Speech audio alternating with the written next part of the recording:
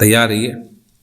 Start. अध्यक्ष महोदय, नई तालीम में मेरी रुचि उसी दिन से रही है जिस दिन प्रातः स्मरणीय पूज्य महात्मा गांधी जी ने इस विषय पर विचार करने के लिए पहल एक सम्मेलन वर्धा में किया था, जिसमें देश के कुछ शिक्षा शास्त्री और राष्ट्रीय शिक्षा से संबंध रखने वाले कार्यकर्ता आमंत्रित थे। विराम।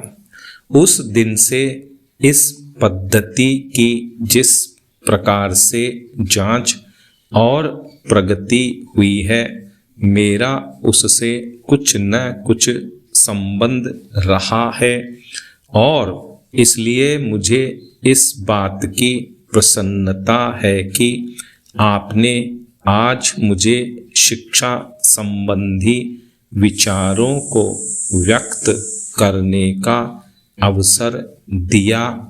यद्यपि मैं जानता हूँ कि ऐसा करने में बहुत अंश में पुनरावृत्ति करूँगा और हो सकता है मेरे मत से दूसरों का, विशेषकर शिक्षा शास्त्रियों का मत ना मिले। विराम।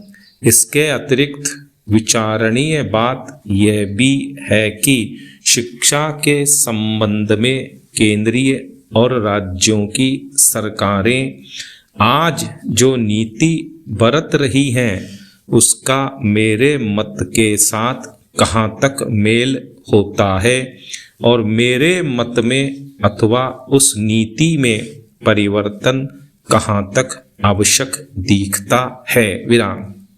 इसलिए मैं आशा करता हूँ कि मैं आज जो कुछ कहूँगा वह व्यक्तिगत विचार के रूप में ही समझा और देखा जाएगा और उस पर आप निर्भीकता पूर्वक और निर्लिप्त रूप से भली भांति विचार करेंगे। विराम। यह एक मानी हुई बात है कि जो पद्धति आज तक प्राथमिक वर्ग से लेकर विश्वविद्यालयों की उच्चतम कक्षा तक प्रचलित है, वह वही पद्धति है जिसको ब्रिटिश सरकार ने इस देश में चलाया था और स्वराज्य प्राप्ति के बाद भी अभी तक उसमें कहीं कोई मौलिक परिवर्तन नहीं हुआ है। विराम। उसके लिए हम किसी को दोषी भी नहीं ठहरा सकते, क्योंकि जिस प्रकार शांतिपूर्वक हमें स्वराज्य प्राप्त हुआ, उसमें यह अनिवार्य था कि स्वराज्य के साथ साथ वह शासन पद्धति, शिक्षा पद्धति तथा सारा उपक्रम जो अंग्रेजी राज्य में प्रचलित था और उस परिस्थिति के प्रकाश में विचार करें और जो कुछ परिवर्तन आवश्यक जचे उसे अमल में लाएं। विराम। पेरा।